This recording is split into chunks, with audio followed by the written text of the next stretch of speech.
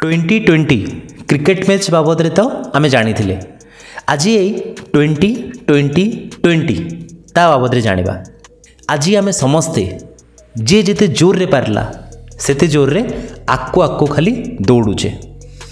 आम जानू कौटी पहुँचा स्टिल आम समस्ते आम जो जीवन रेस अच्छी से दौड़ी चलचे एवं आमर जो ये आक्कू बढ़िबार जो रेस अच्छी से आमर सबुठु बड़ साथी होची आज दुनिया रे इंटरनेट एवं सही इंटरनेट्र यूज करिवार माध्यम होची आमर कंप्यूटर किंबा लैपटॉप किंबा आमर मोबाइल।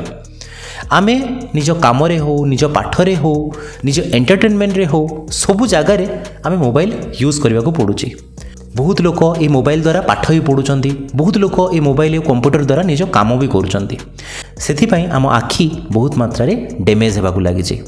आखिरे मोस्टली आमर ड्राई आई डेभलप होची।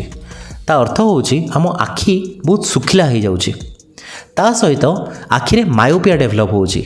मायोपियार अर्थ होची बहुत टाइम जिते आम मोबाइल को देखुचु आम आखिर जो स्ट्रक्चर अच्छी टी चेंज हो जाए कौन होता है आम बेसी दूर को देखिबारे असुविधा होता है।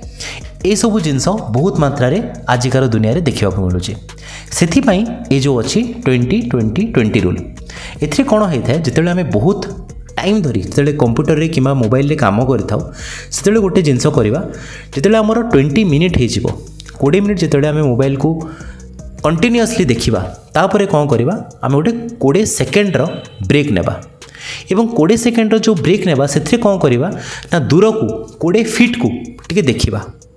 20 मिनिट आम लगातार कंप्यूटर काम करते तापर कौन करवा 20 मिनिट पर 20 सेकेंड्र गोटे ब्रेक नेबा आ 20 सेकेंड ब्रेक रे कौन करवा ना आम दूर को 20 फीट दूर को किसी टाइम पर्यंत देखा तापर पुणी आम काम करवा।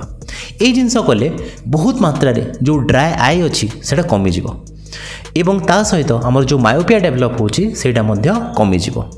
ता सांग को जितेबाला भी आपण बहुत टाइम पर्यंत कंप्यूटर रे किमा मोबाइल रे काम करुचंती मन रखंतु मझे मझे ब्लिंक करूथांतु निज आखि पता को बंद करूथांतु। बहुत टाइम रे देखा जाए कि आमे काम रे किमा पाठ रे एते मग्न हो जाऊ कि आमे निजे आखि पता को मूव करबा मध्य भूली जाई थाउ। सेथिपाई जितेबाला भी काम करुचंती आखि को मझे मझे बंद करूथांतु। सेटा मध्य आमर जो आखिर जो फ्लूइड अच्छी ताकू बेसी मात्रा रे तैयारी करता एवं आमर ड्राई आई रु निजको प्रिवेंट करता। ता सहित जो ब्लू लाइट प्रोटेक्शन रो जो चश्मा आसता है ताकू मध्य यूज करंतु। धन्यवाद।